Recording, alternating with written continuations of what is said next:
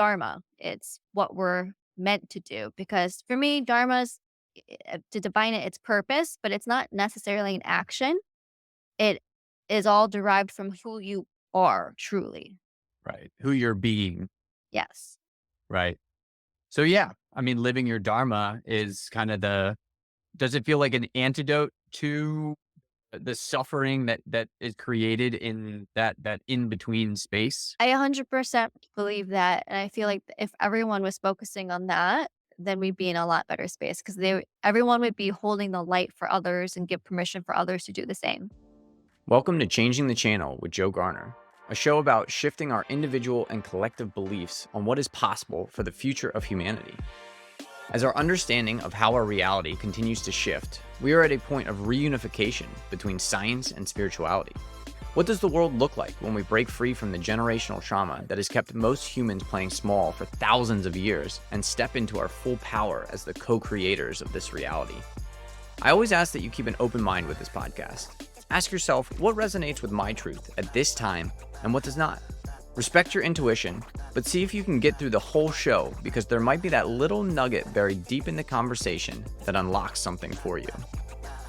All right, welcome back to Changing the Channel. I am joined today by Julie Pham. She is an intuitive healer and teacher helping heart-driven light visionaries and legacy builders raise the collective consciousness of the planet. So thanks for joining me today, Julie. How are you doing? I'm good. I'm also really loving your intro. I thought that was very beautifully said. I'm Uh-huh. so glad you introduced me. Yeah. I pulled it off your website. I can't take credit for it. Oh, okay. There you go. Um, so yeah, you're an intuitive. What was that journey like? Have you always been in touch with your intuitive side? Did it kind of come on over a certain amount of time? Just kind of walk us through that. And what does it mean to you to be an intuitive? Yeah, so this is kind of I think it's becoming a lot more popular now in intuition. People are into developing it or even calling themselves oracles. I see that a lot in Austin. Um, and I would say for me, I have always been intuitive. And I would also say everyone is intuitive, but I do think there's a difference in how much access we have to it. So as a child, I've always been very much in touch with it. My dreams would come true very often. I would have premonitions. So much so that as a child, it was a little bit disorienting because if all my dreams were coming true in real time, I couldn't really differentiate too well between dream world and reality. Mm. Um, and now now that I'm older and well versed, my dreamscapes are very diverse. That I can tell the difference between premonitions. I can tell a difference when it's a a message for someone else. I can tell the difference between someone thinking of me and me being able to tune into that.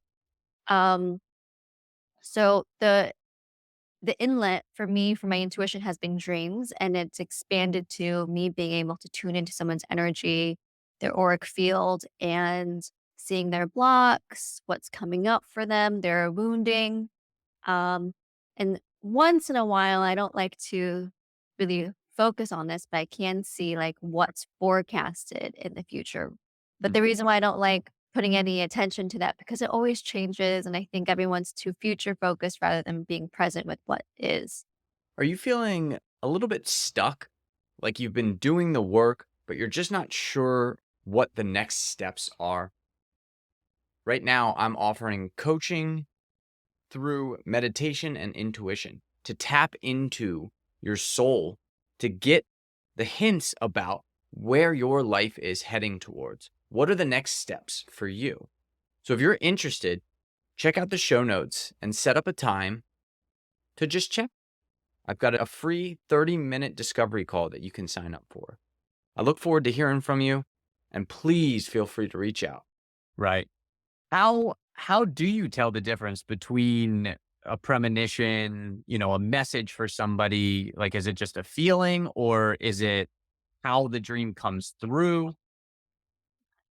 I firmly believe intuition development is very similar to art in that you can have some foundational basics, but it's different for each person. Mm. And it's all about finessing and understanding what it is for you. So for me personally, my dreams, I can kind of tell if it's a premonition because it has nothing to do with my subconscious. And I feel pretty well versed with my subconscious where I'm like, okay, I can tell a dream where it's a subconscious dream and it's my fears playing out and I'll recognize that. Where if it's a premonition, it feels completely outside of myself. Mm. Um, and then the same thing where if I have a dream where someone's thinking about me, it's as if I'm playing the dream out in their shoes. Like if I'm, let's say, I'm dreaming about my best friend, it's as if I'm her. And with enough practice, because I do this with my friends, of like I had this dream and I haven't talked to you in a while, and I'll get the validation and them saying that's exactly what happened. Mm. And you must be astral traveling because that's exactly what happened. Um, So just kind of getting that validation as well is really critical indicator for a lot of people that are starting out trying to figure out the differences. Right.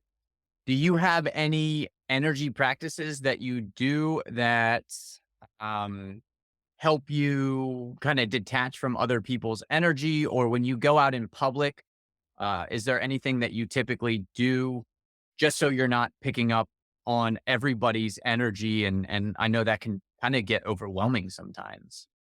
It's incredibly overwhelming. I used to actually teach a course on being an empath and how to survive being an empath. So I call it energetic hygiene.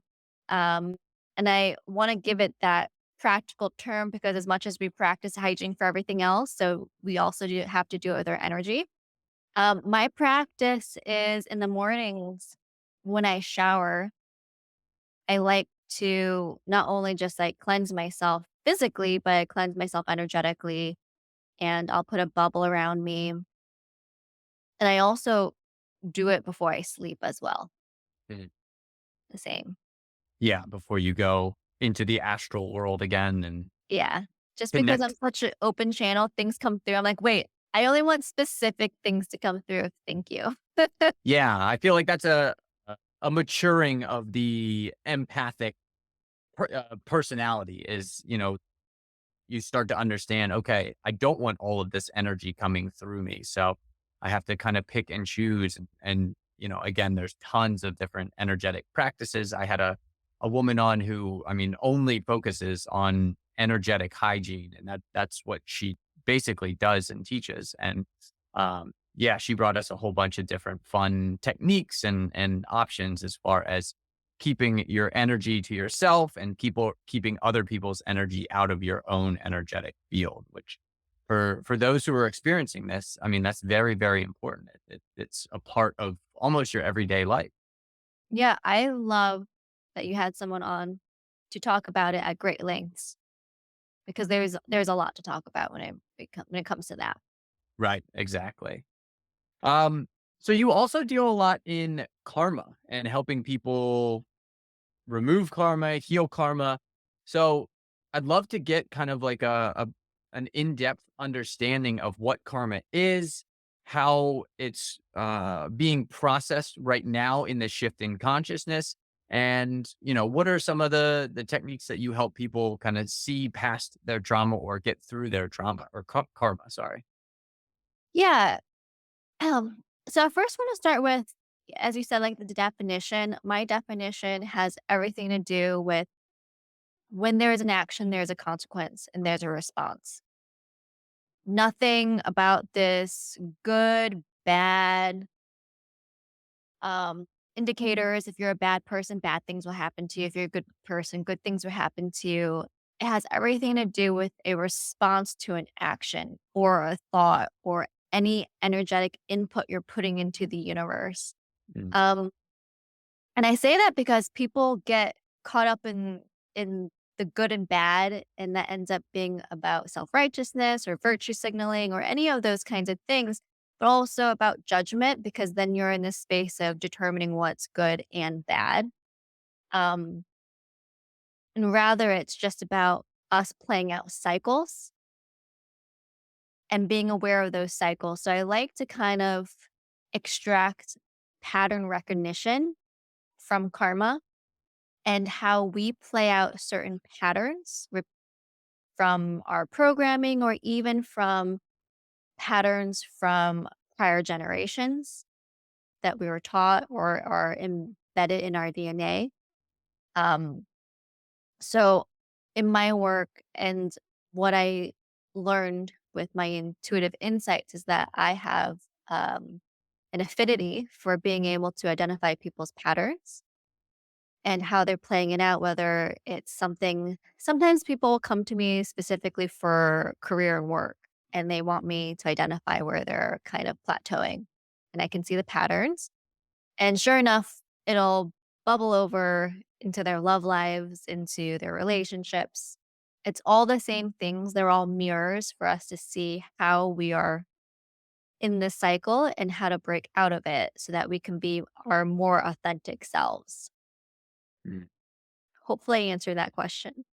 No, no, that's definitely a good understanding of what karma is and how it plays out. So in in the shift from like a more macro perspective, what do you see as far as like karma playing out across the collective or across, just broader regions of the planet, and how that's shifting and helping guide us into this higher level of consciousness?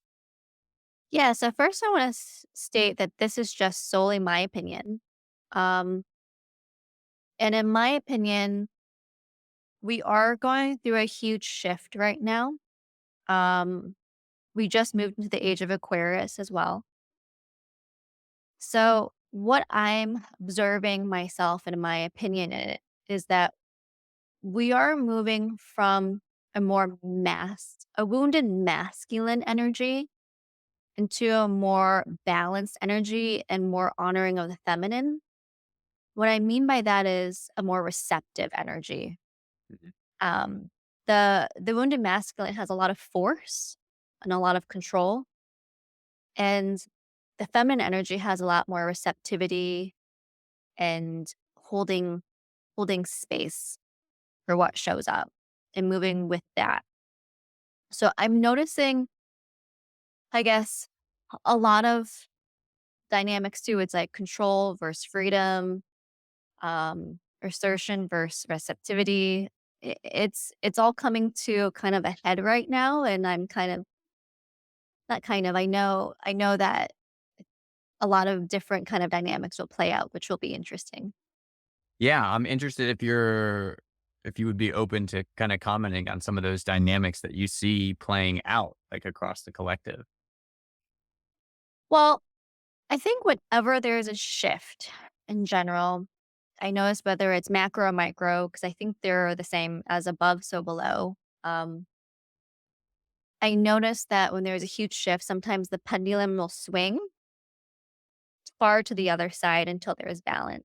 Mhm. So there might be an overcorrection, and then we'll find balance a little bit in between. So um, I don't know if I want to get too deep into it because I don't want to be too controversial. Yeah, yeah. But I do think that there are some things that are happening that's an overcorrection. Right. Yeah, you can definitely feel that, and definitely maybe over the last 7 years, it kind of felt like sometimes that pendulum would swing a little bit too far, and now it's kinda getting guided back towards the middle and rebalancing. And yeah, I definitely agree with you that we're going from that wounded masculine period of, however many hundreds of years into a more balanced, a more kind of balance between the masculine and the feminine, and between, instead of the wounded masculine and feminine, it's kind of the divine masculine and feminine starting to show up, where it's an empowerment. You're fully embodied in that energy of the masculine and the feminine instead of playing out these old wounds in the masculine or in the feminine and being kind of subjected to that view or perspective. So um, I'm curious if you have any inclination or if there's, an astrological reason why we're moving into this period, why we're shifting into the age of Aquarius and what that means from like the soul level, from the soul perspective. I'll do my best to give my opinion on this, but I'm not as well versed as, let's say, an astrologer, perhaps. Right. Um, I do know from human design and my understanding of it, there is this things about like the arrows there's arrows in our design. I don't know if I'm calling it correctly that talk about the masculine, feminine, and way once upon a time we were all in the feminine, which is quad. I think right. If I'm incorrect, feel free to correct me. Any of the viewers. Um, and then if you're in the masculine, it was all quad left. So primarily we're very feminine in nature, and then we moved all the way to very masculine. Now we're moving back into feminine. And I think these are just about cycles again. And I think we'll always be moving into cycles until we find a balance as we raise in consciousness. So I do think that the masculine has played its role. And now we're saying, okay, now let's create more space for receptivity, for emotions, for vulnerability, for creation, for creativity. Um, so that's kind of what I'm feeling into. Yeah. Yeah. And that definitely, it is playing out. I mean, you can definitely feel that playing out across society, moving away from that heavy masculine perspective, which I mean, in the 80s and 90s was probably as thick as it got. I mean, there was nothing more masculine than a hedge fund manager who was betting billions of dollars and, just no foresight for what they were doing. They had uh, an anagram called IBG, YBG, I'll be gone, you'll be gone. I mean, their only concern was the next day, how they were going to make some more money. And that is kind of at the antithesis of allowing and bringing into um, the space what needs to be coming through and having that connection to whether it's divinity or your higher self or just a connection back to nature and the cycles of nature, and allowing that to be your guide versus, again, just the kind of egoic, masculine, logical mind being the guide for you. And that's kind of where I think that we're at as far as society goes. Yeah, that's a really interesting thing that I've never heard before. I'll be gone, you'll be gone. So I will Yeah, say again, like a shift's happening for sustainability. It's not just about how I want to live my life, but it's about how do you want the generations following you to have a life as well. right. Yeah, which I think was kind of missing again in this like previous generation or two was kind of um, I think when we came into the world, we could feel that there was almost this kind of tension between the younger people and the older people because, I don't know, they hadn't paid enough attention or thought about the actions that they were doing and what might happen in 20 or 30 years if they continue down this road, whether it's sustainability with the environment, with um, energy, with money, with all of these policies and procedures. And this is kind of where we're at right now, where we've kicked the can down the road far enough. And now we're going to have to figure out how to kind of pay the price for not taking care of all of these existential issues that have kind of built up now. And we're solving them and coming to a solution for them. But it's 20 or 30 years kind of longer than we should have been on that path. Makes sense. Yeah, and I would say to just to kind of reiterate, like we're going from egocentric or I centric or what I want versus what benefits the collective.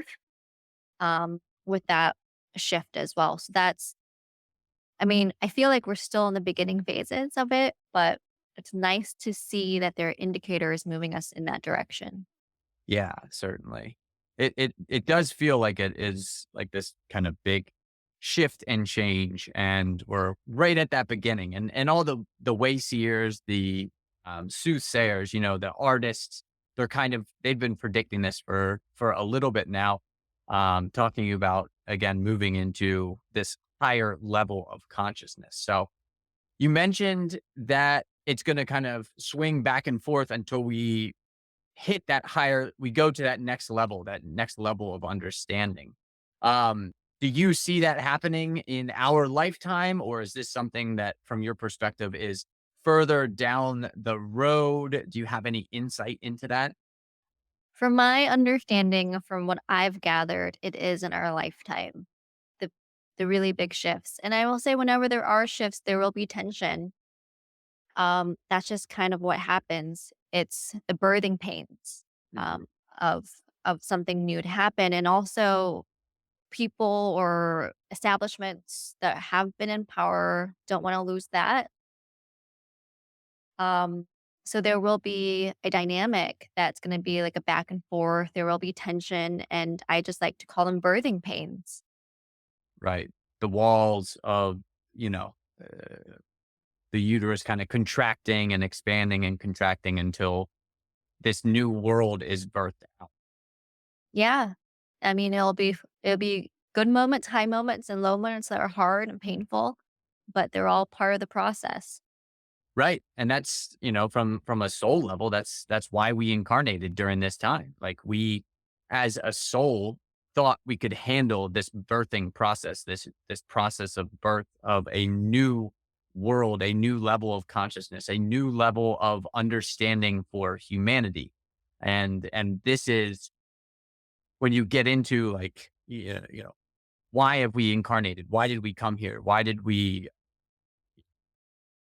What is our purpose here on the planet during our lifetime, during this specific lifetime? And for a lot of people, it does seem to be, helping with this process, moving us from this very masculine, separated I consciousness into a more unified, harmonious, more beautiful consciousness where again, we're not only thinking about ourselves and maybe that expanded out to, your immediate family or your immediate group, but now we're thinking about the country again or the region or even getting into, I think where we're moving towards is in a global society where there aren't these kind of made up lines in the sand where we all start to realize that we are all one humanity here to experience and express, our true essence.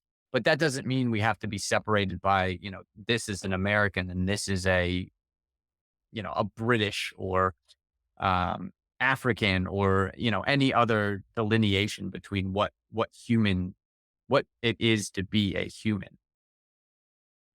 Yeah, and I could say something fairly wild, so I'm just gonna put it out there. I love it. Let's do it. Uh, that could really happen with the presence of extraterrestrials, which we've already seen uh some evidence coming out publicly. But the reason why I say that is because it kind of creates this shock response of, oh, there's other people outside of me. There's other races outside of me. Now I can find commonality where I always try to separate, whether it's like countries or policies or whatever, and say, okay, we are all unified. We're all living on this planet. We're all human. And now it creates that like contrast of there's something else out there. Right. No, I love that you went there because it's one of my favorite topics to talk about. And I do believe, again, that there are races of extraterrestrials or interdimensional beings, whatever you want to call them, that are helping and guiding and showing us that A, we aren't alone in the universe, and B, that there's so much more that when we look at the issues and I'll call them little compared to, a universe of differences amongst many different races and the whole idea that they're coming from different dimensional realities that exist outside of this exact time. So they're also traveling in technically time as we consider it a linear time space. That the problems that we have on the planet are seem almost mundane. They're very surmountable when we're faced with the idea that there's so much more out there than just what happens on this tiny little planet. And I think that is a perfect stepping stone, a perfect jumping off point for us to really put our differences aside and start to really, if you don't have that empathic state already inside of you, that this kind of draws that empathic state out of you. And that's kind of what this physical reality is meant to do. Like, we all came here to experience a shift in consciousness. And for those who are dragging their feet on this shift in consciousness, like, the universe keeps throwing new ideas at us and new perspectives and new situations that allow us to have that experience, right? As an individual and as a collective, so that we can all have this experience of shifting into that higher conscious state. Yeah, and to piggyback off what you just said, which is drawing out the empathic nature. Um, I didn't want to say it before, but now that we opened the can of worms with extraterrestrial, um, we're also moving from a lot of narcissistic traits into empathic traits, because the narcissistic, as again, is like I define it as the overexpression of the ego, which is the overexpression of I, what I want, what's going to satisfy me now at the expense of others. Where the empathic nature is like, where do I find commonality? How do we have shared experiences? How do I relate to you? And through relating to you, I also relate to myself. And it also goes further into the healing process. And I like to use the words that Jesus also said, which is treat others how you want to be treated. On the surface level, it teaches us to be kind to one another. But on a deeper level, what it's saying is if you're treating someone how you want to be treated, that in itself is healing aspects of yourself as you're extending that to another. So you're finding completion through another and expressing that out through another so that you can bring that back to yourself as well. Right. And I think also that the golden rule also teaches us to love ourselves as much as we would love somebody else. That's oftentimes it's only, doing to others as you would want done unto you. And it's like, well, if you're doing that to others, that's what you would want done unto you. I mean, we're always kind of living that golden rule. So when you're in that narcissistic state, you lack the self-worth or the love for yourself.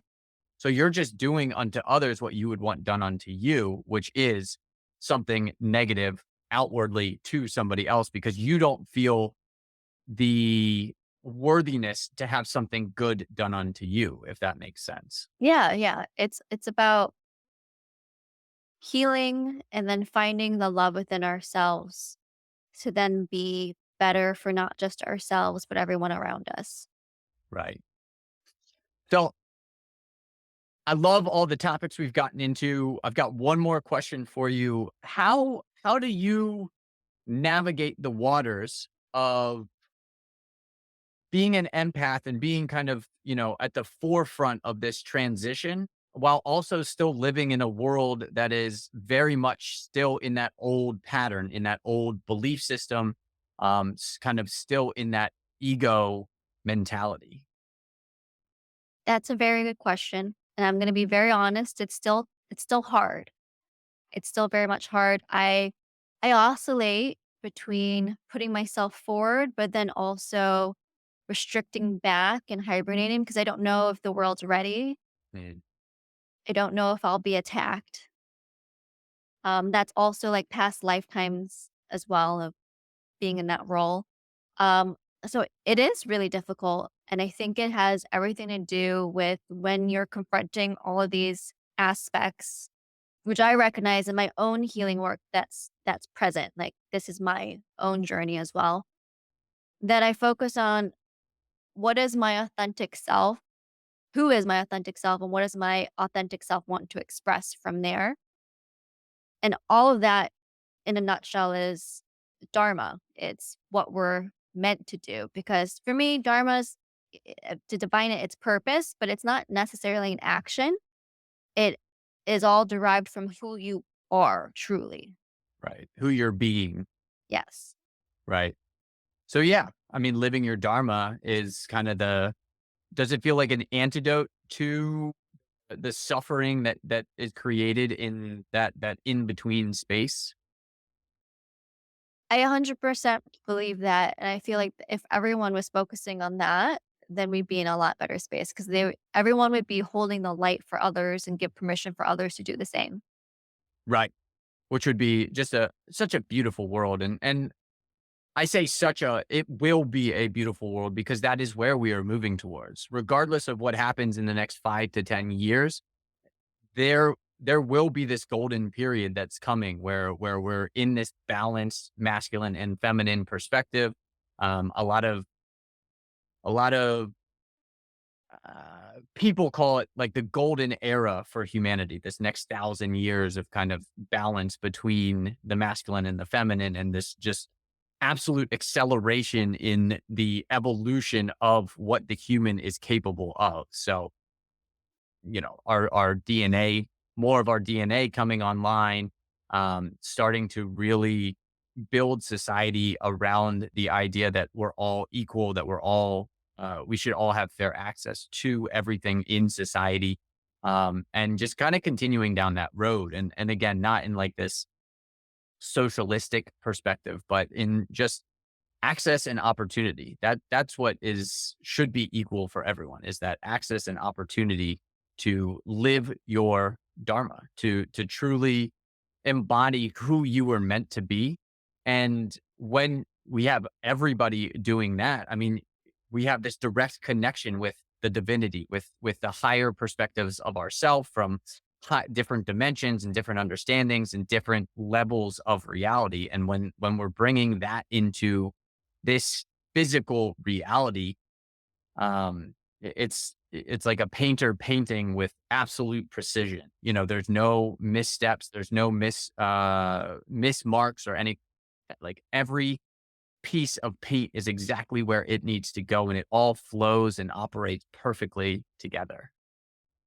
Yeah, and one other thing, as you're speaking, it sparked this. When I said we're moving into the feminine and receptivity, it's really also about opening ourselves up to something greater and bigger than ourselves, which is also in alignment with everything else that we said, which is, collective consciousness and all the other things. Like there's so much more that is there, whether that's our higher selves or even all these quantum lifetimes, all these things that we can access at any point that really give us that oneness and also a more powerful essence to express ourselves from.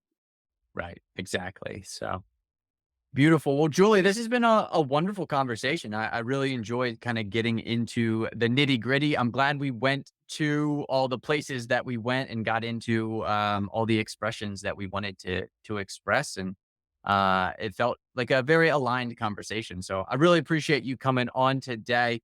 If people are looking for any information on anything that you've got going on, what's the best place to find that? Right now, I would say it's Instagram. So Instagram, my handle is at Julie Pham, P as in Paul, HAMXO. So Julie Pham XO. And my website, www.juliepham.co. Okay, perfect. I'll include those in the show notes. Thank you again, and I hope you have a wonderful rest of your week. Thank you for having me. It's been a pleasure. Thank you again for listening to Changing the Channel with Joe Garner. If you enjoyed the show, please follow the podcast, hit the bell to know when a new show comes out, share with a friend, and rate us on whatever platform you're tuning in from. It helps get these messages out to more people to create the collective shift in reality we are here to experience. Make sure you interact with the Q&A and poll sections of the show so I can continue to provide content you enjoy. Finally, check out my website in the show notes to become a VIP of Changing the Channel and join the shift that is happening.